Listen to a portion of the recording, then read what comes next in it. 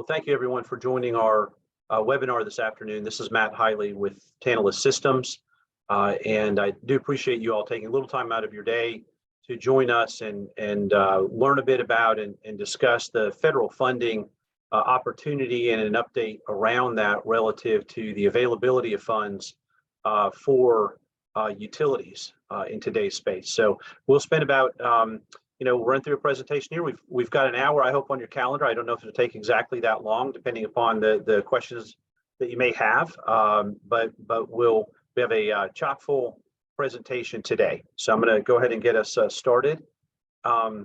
Just so you know, I am recording this. I will send out the link to the recording after our session here, as well as a PDF of what we're showing. So be comfortable that you all will have access to this following our session here.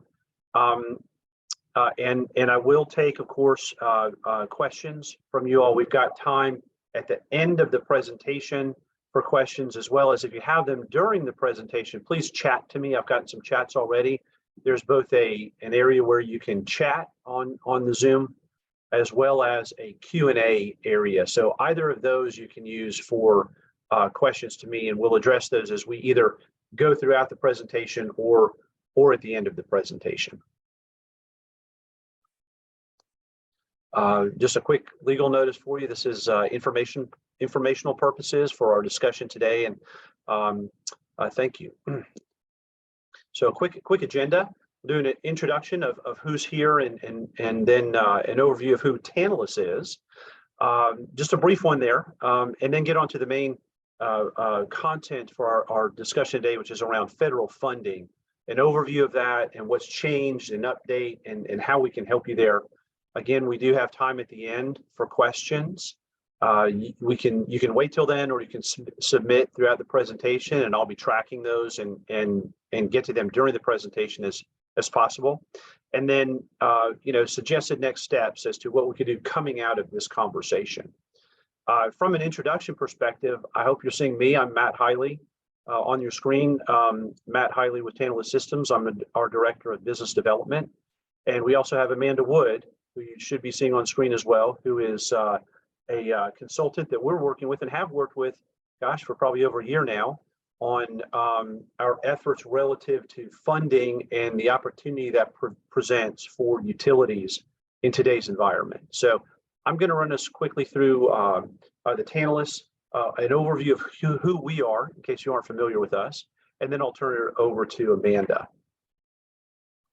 For those of you that may not be familiar, even those that we've worked with and customers on the line, thank you for working with us over a period of time now. Tantalus is a technology company that we're working to help utilities leverage data as they work towards becoming the utility of the future.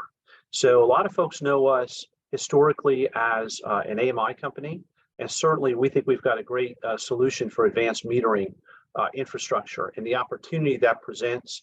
But Tantalus has worked really hard over the past several years to broaden our efforts in terms of the solution availability that we're bringing to our utility marketplace, and then specifically focusing on how we can help you use the vast amount of data that's available to you all through us, through TUNet and the Tantalus system, and using that data appropriately, both for the utility perspective, how can we manage our systems better, how can we improve the resiliency of our grid, as well, and then also for consumers, how are they using electricity, when are they using it, how can we help educate them better through you all as to what's going on in the space and the opportunity that a new world presents. And when I say new world, you can see on the screen, one of the new factors that we're seeing out there is around both distribution automation and DER integration, and that's distributed energy resources integration. In my conversations with whether it's consultants or utilities or other market players, those items are becoming especially important in today's world. As you hear about DERs, distributed energy resources being deployed, it's good in some ways, it's challenging in others, right? Can our grid support those? how are consumers using them, how are we aware of them out there as utilities, and then how can we take advantage of those in terms of whether it's addressing peak demand or understanding and addressing consumer behavior. And Tantalus does a lot to help with that. So as we have continued to invest in and develop our AMI technology, we've got a great solution there. I think we've also really moved into the world of data and analytics. So as you think of Tantalus, I'd ask you to not get pigeonhole us as an AMI company, but look at us as expanding beyond that. And what we think that helps our utility customers to do is both to, from a digitization perspective, in terms of being able to gather, access, retrieve, and analyze data. In today's world, if you can't do that and you aren't able to use the command and control that we provide, you really can't take advantage of what you have access to. So from a Tantalus perspective, what we look at us providing to utilities is really around the visibility into the grid and the use of electricity and able to in order to enable command and control from your perspective. And one more quick slide on how we have changed, I think, over time. I started here 12 years ago, and we really were focused on that advanced metering graphic that you see on the screen. We have a great communications technology. We have great customers. We worked with them to both improve, develop new technology around AMI, but you can see that that's really broadened over time. So now we are working to address utility opportunities and challenges all the way from the substation through distribution feeders, leveraging the AMI system to the home. So substation to meter that you see on the left side of the screen here, really the utility has historically been focused to now what we're seeing in market, the behind the meter deployments that are proliferating in today's environment. So we're seeing all kind of opportunity relative to load management. We have a portfolio that addresses that. It enables us to help utilities manage water heaters, pool pumps, smart thermostats that are helping you to address peak demand. And then even deeper than that, and probably, I think most of you are probably seeing this as we talk to customers, the absolute proliferation of distributed energy resources behind the meter. So whether that is power walls, EV chargers, solar panels, smart appliances, Tantalus is enabling our utility partners to both connect to those devices, understand what's going on from a utility perspective, and potentially managing those as well. So we've bought a company last year, and if you're looking down at the bottom part of the screen, you can see we bought a company called Congruitive that offers the CIQ portfolio that is really helping to address what I just mentioned, the acquisition and management of data, especially behind the meter, and that across different deployments and different protocols that we're seeing deployed in market today.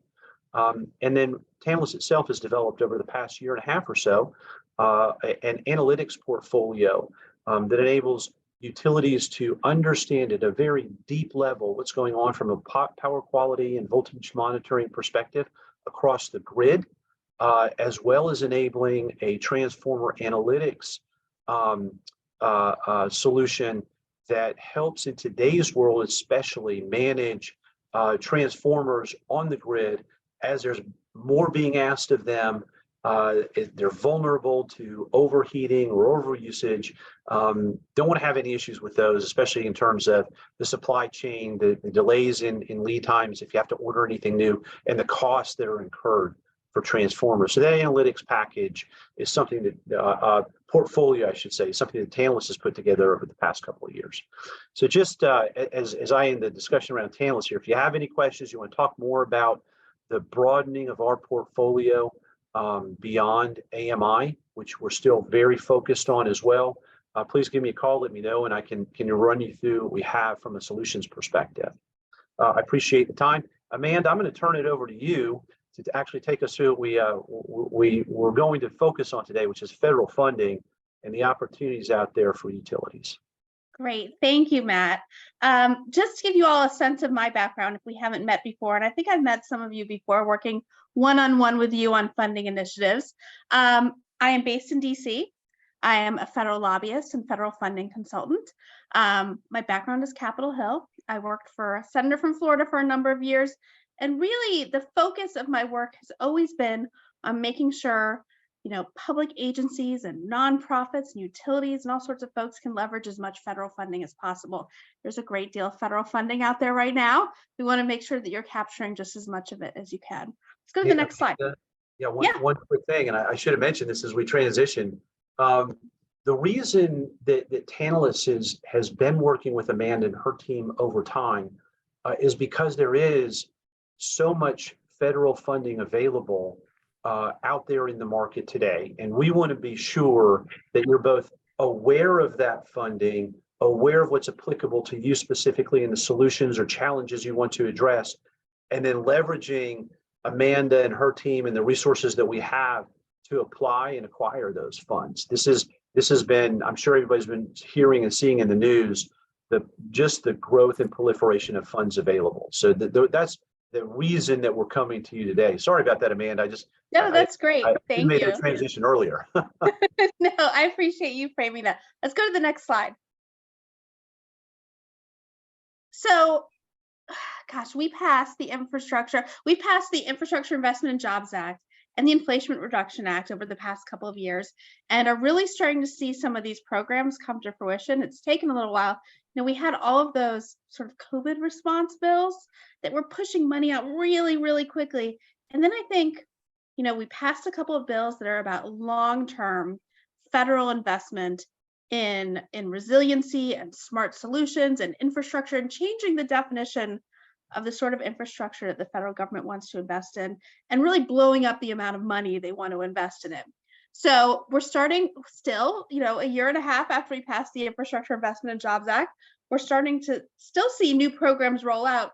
And really, most recently, USDA has taken on a bigger role. I think we all saw over the past year some really exciting funding announcements out of the Department of Energy. Now it's USDA's turn. So the USDA has just announced in June an extraordinary amount of funding, $11 billion, that will help rural energy and utility providers to bring affordable, reliable, clean energy to their communities. So it's through a couple of different programs, the New Era program and the PACE program. I'm going to talk about those a little bit today. Some may be a good fit for you. And then I'm also going to talk about some exciting tax news. I know that's hard to believe, but there's some exciting tax news, and just sort of planning ahead for some other future opportunities. Let's go to the next slide. So one of the things that I've had to navigate, and I'm sure you are too, is that a lot of these programs sound the same. We've had other federal PACE programs. We have had other federal ERA programs. We just closed out an ERA program over at DOE for rural communities a few weeks ago. These are new programs that are open now. And those other programs will reopen again on a recurring basis over the next 4 years. This is an opportunity that is specific to rural electric cooperatives. So $9.7 billion. As with many of these new programs, there's a letter of interest process. And then the Rural Utility Service may invite you to proceed with a full application. I think this is a really kind thing that the agencies are doing now. Rather than submit that full app, they want you to do sort of a condensed scope. Submit that. They'll give you some feedback and then let you know if you should proceed or not. So if you are a rural electric cooperative, this is a potential opportunity for you. Let's go to the next slide.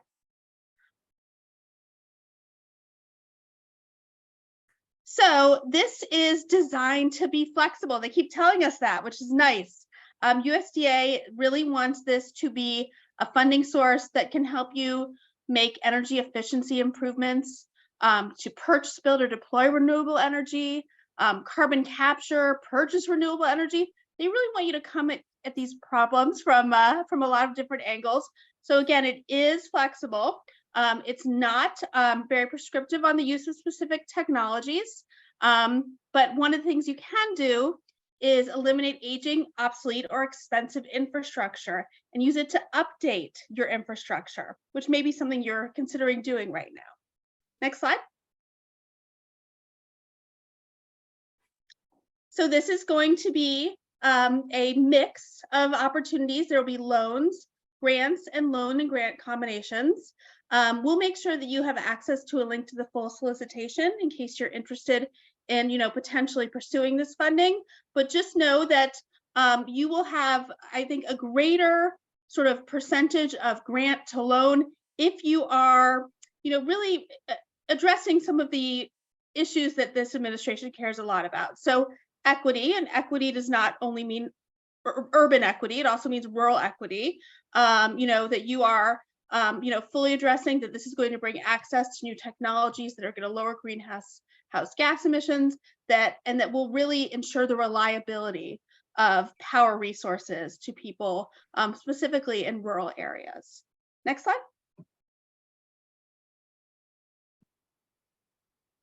So there is $1 billion in PACE program funding. This is another opportunity. It is also through USDA's Rural Utility Service. Will also be a mix of grants and loans. If you have questions about which sort of funding stream between these and others might be a good fit for you, that's something that I can certainly help with as well. But these will be specifically for renewable energy projects. So less a focus maybe on some of the resiliency and updating infrastructure, and more focus in this one on specifically renewable energy projects. Next slide. So you can use these funds to finance wind, solar, hydropower, geothermal, or biomass renewable energy projects. One thing I really want to note is that don't feel like you need to sort of exclusively focus on one funding stream or one, sort of tactic. I really think when the federal government, particularly a single agency, sees that you are trying to do work sort of in all sectors, that you're trying to improve renewable energy, that you're trying to improve reliability, that you're trying to improve resilience, that you end up becoming a more attractive grantee rather than pigeonholing yourself into just one area. So I would really urge you to, what I always say is funding begets funding. So once you've received funding through one grant, it's very, these program officers talk, and I think that you'll see follow-on funding for expansion of the scope, for out years, and for really fully putting in place that implementation. Next slide. Now with this PACE program, and again, this does not have to be for rural cooperatives only, unlike the New Era program. It's again, a loan program with loan forgiveness of up to 60%. You can apply for a loan of up to 100 million. That would be a very large loan under this program because these are rural opportunities. Most of them are much smaller. So don't let that number scare you off. I would say this is a highly scalable program. Unlike maybe some of the ones we've seen in the past few months, the GRIP program or the rural and remote program, where there were very, I would say, relatively high spending requirements in order to compete for funding. These have a lot more flexibility, though I will say again, they are a grant and loan program rather than solely grant. Next slide.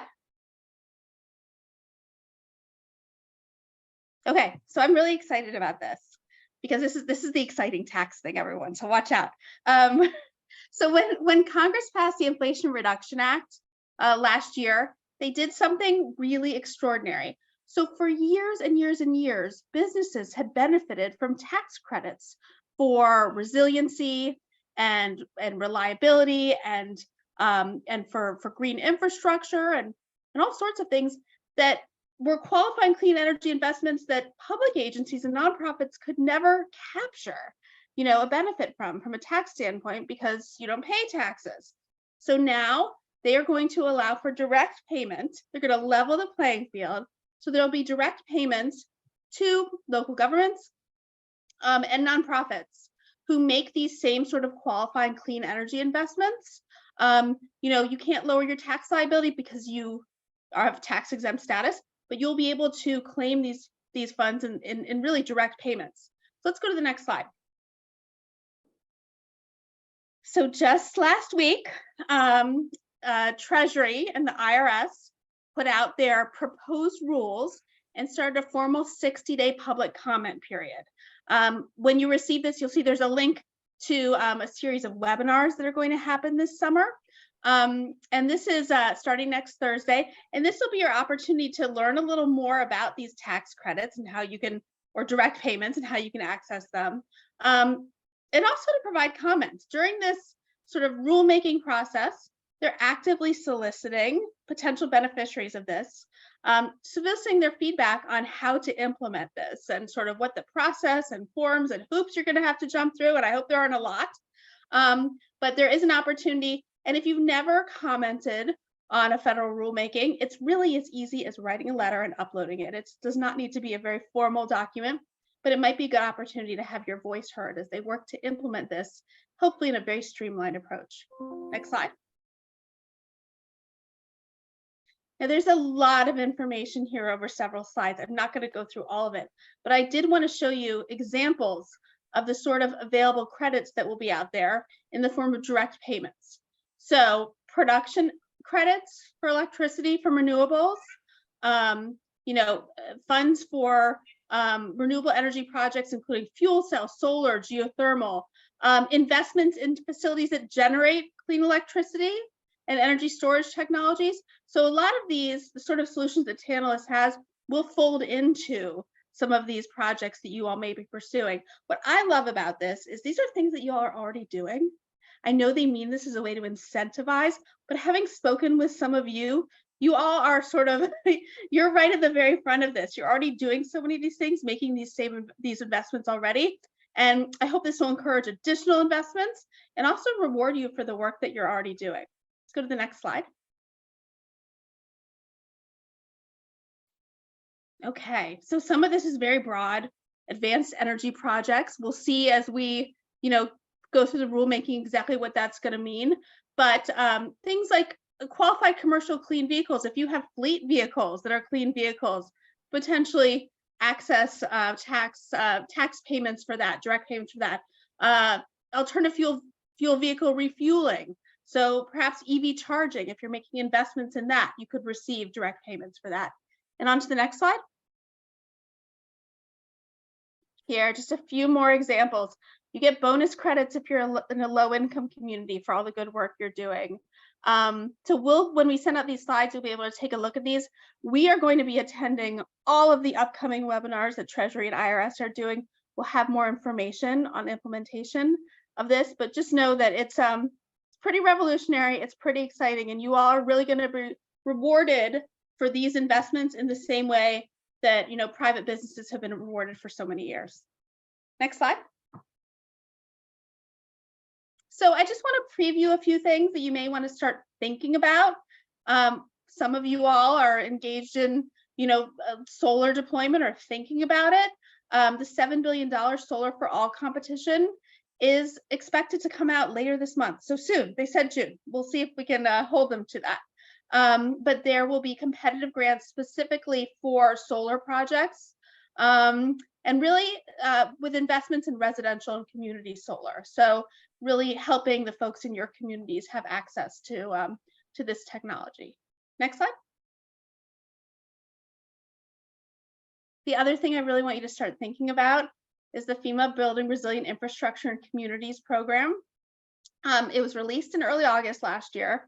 $1.2 billion available for each of the next 5 years. Last year, they combined a couple years, it was $2.3 billion. But all of this is so extraordinary based on the fact that just a couple years ago, we had a single competition for $400 million in funding that was so oversubscribed and so successful that they've dramatically boosted the funding. So this can be for any project designed to increase resilience. So making sure that folks have access to critical services and infrastructure on an ongoing basis. I know there are a lot of investments you guys can make so that when these storms do come through, as they will, we know that you have the resources in place.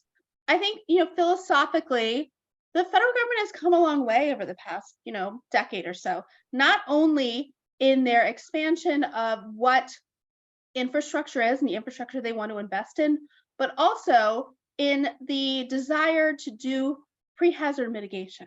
So let's make the investment upfront, make all of our infrastructure more resilient so we don't have the same sort of large and repetitive losses that we've had in the past. So for this, we've talked about this before, maybe I've spoken with you directly. If you have a potential project, you're going to want to make sure that project doesn't have to be specific, but thematically is reflected in your local hazard mitigation plan that's probably held by your county, because the federal government's going to ask you to point back to that when you apply. And every state will have a different process of feeding projects up to FEMA. It is a FEMA deadline, it is a FEMA program, but they are leaning hard on those states to really filter out the best projects and then advance them to FEMA headquarters. Next slide.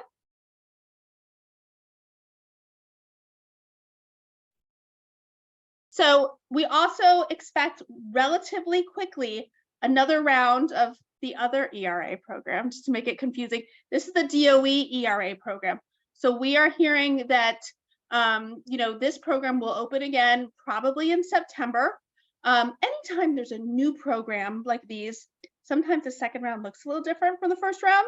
We're just closing out the first round. So I wouldn't start writing anything yet based on last year's solicitation. I think we could see some tweaks. I would love to see them allow for some smaller projects. The threshold, the $5 million threshold was high, I know, for a lot of folks. So I'm going to be watching that really closely so that we can make sure we're capitalizing on that in the next round, that I'm giving you all a heads up that it's coming down the pike. Next slide. Okay, so this is important. So it feels like this process is not going to start for another 6 months. This is earmarking or congressionally directed spending, when members of Congress send funding back to their communities for specific projects that are requested by either public agencies or nonprofits. Next year's appropriations process will start this winter. The reason I'm talking about it now, we've had a lot of success this year with communities, putting in requests to their members of Congress and senators. So DC becomes very quiet in August. It's our quietest month. And that is because every member of Congress goes home for the August recess. And this is your opportunity to extend an invitation to your member of Congress and their staff, have them come visit, learn about the work that you're doing, tease the fact that you may want to request funding in this cycle. So I think, you can, if you go on house.gov or senate.gov and go to your member of Congress, on the front page of each, you can type in your zip codes to ensure that you're getting the right member of Congress. Go to their district office and contact their district office on that website. Say, hey, we'd love to, host the congressman or congresswoman for a site visit and to talk through some of the work we're doing.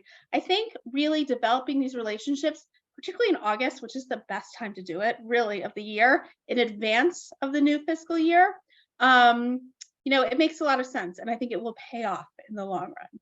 Next slide.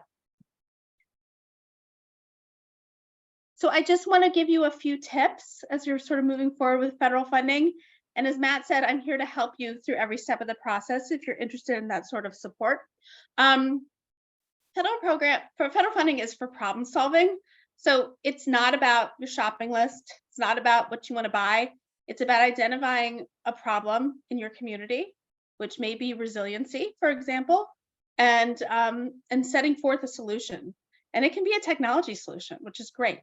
So think of your project as a story. You've got a challenge, you've got a solution, and then talk about the outcomes you want to see for the benefit of your customers and your community. So it really is important to make this a story, not sort of a spreadsheet. It's not a spreadsheet. It's making the case for improvements to the quality of life for the folks you work with. Next slide. And then a few other hints. We talked about the fact this is about a use case, not a shopping list. It's really important to show a local commitment to this effort. You may have other partners in your community. They may be other government offices. They may be nonprofits, other advocacy organizations. I think it really helps to sort of build that coalition to support the story you're trying to tell and requesting for funding. Also, use data as your tool.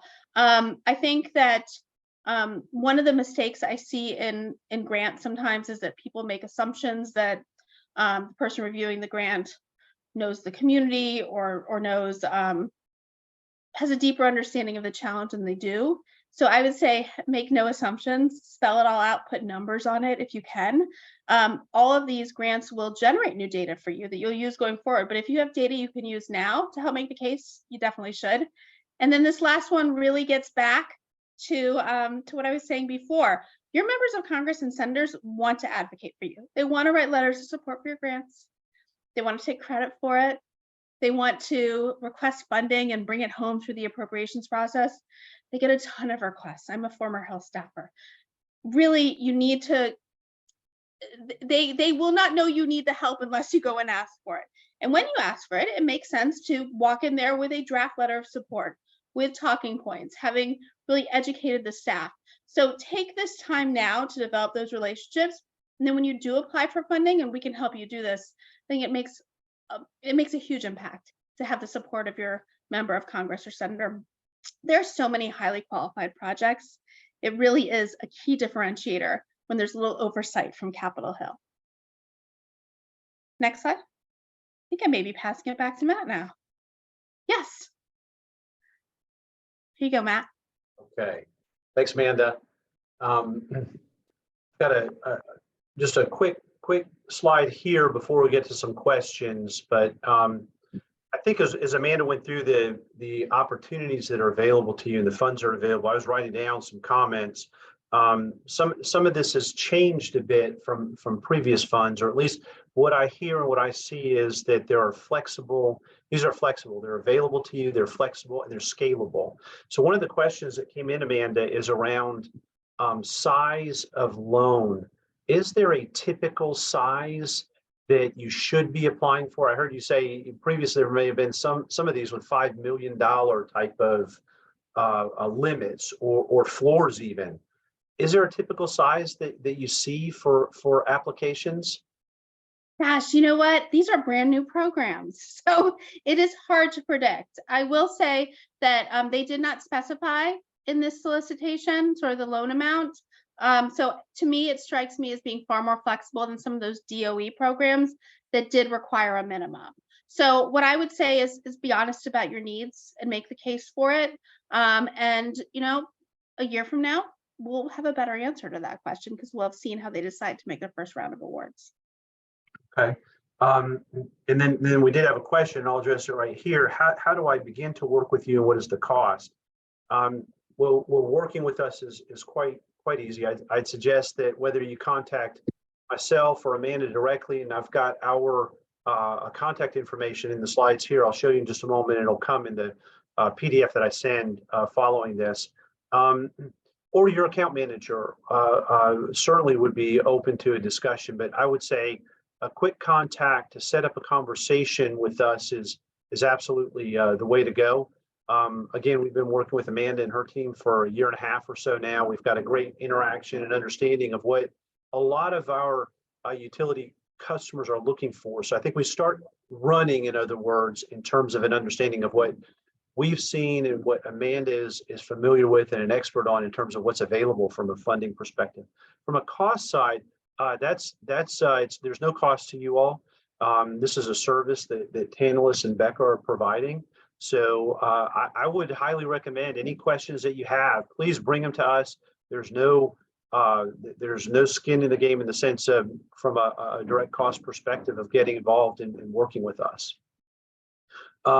So I will say, and there's some more questions I'll get to in just a moment, we do have a funding resources website. It's listed on the screen here. There's some other links that Amanda had in her slides that will be provided and available to you as well to get more information about what's out there.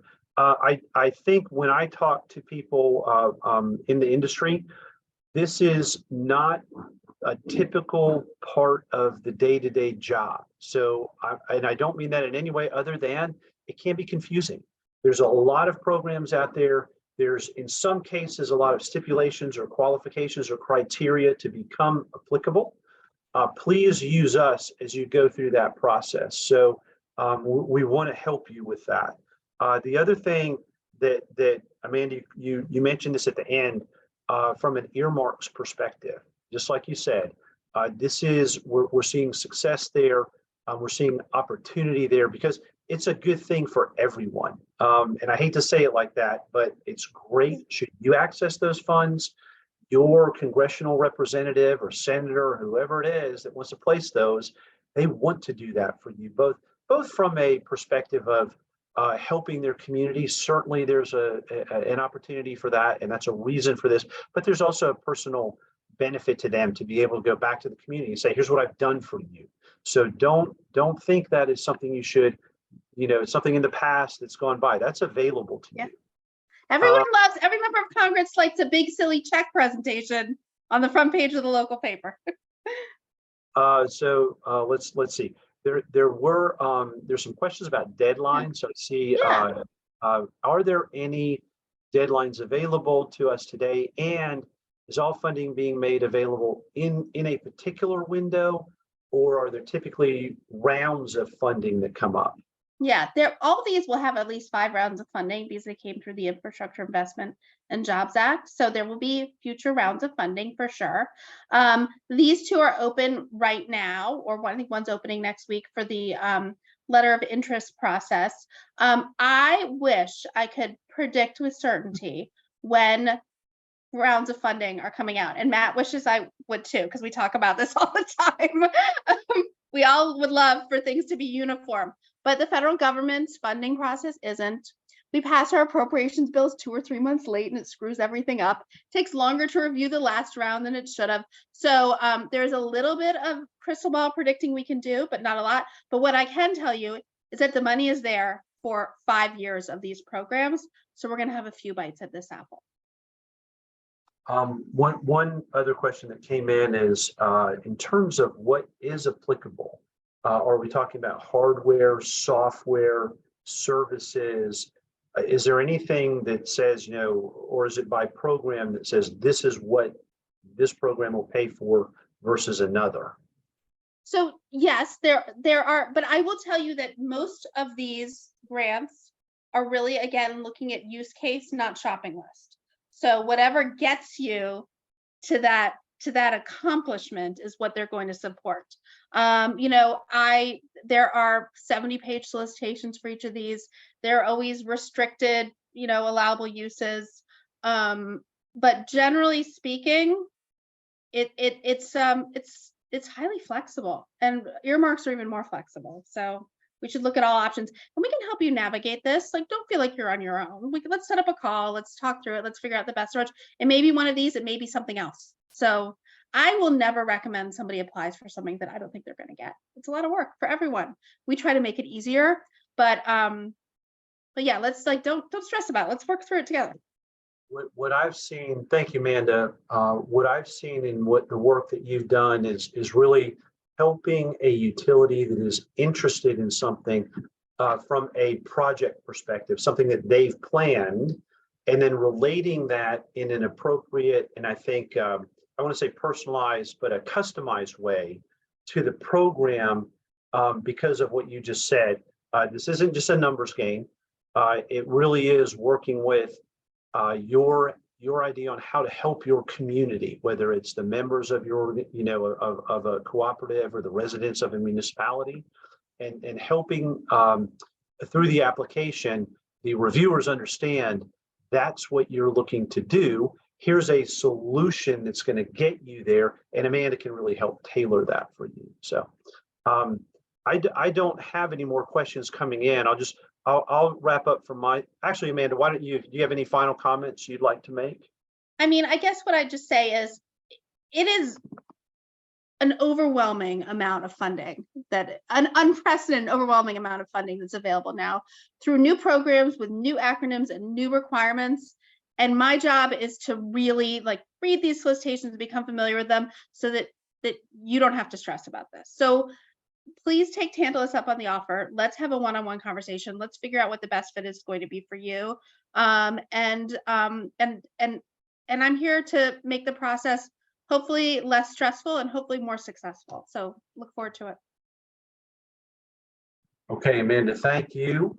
And thank everybody for joining today. I would just sum it up as well by saying a couple things. From a Tantalus perspective, I hope up front, we did give you an idea that we've broadened our portfolio of solutions that are available to utilities. And we'd love to talk to you about that. And then with Amanda, your account manager, our team here, help understand and best apply for, how'd you put it, Amanda, overwhelming or Unprecedented, overwhelming. Unprecedented. So Yeah. we're talking, overall, of course, the government has some hundreds of billions, or I've seen larger numbers than that even out there in terms of funds over time that have become available. But it's certainly more than we've seen in the past. And so we want to help you navigate that somewhat challenging, or can be challenging, application process.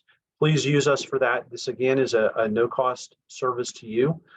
We want to help you be successful both from a community perspective and delivering for what Tantalus can offer to our utility partners. So thank you for the questions. I will, again, this is being recorded. I'll send out the link to the recording when it's available, as well as the PDF of the slides, to have both of our contact information on you should you want to reach out directly. I look forward to hearing from you, Amanda. I know you do as well. And again, a lot of the folks on the line here have account managers that can help them and are familiar with this process at Tantalus. So engage them as well as you need. Thank you all for your time today, and I look forward to catching up with you. Have a great rest of your Thursday. Thank you very much. Thanks, Amanda.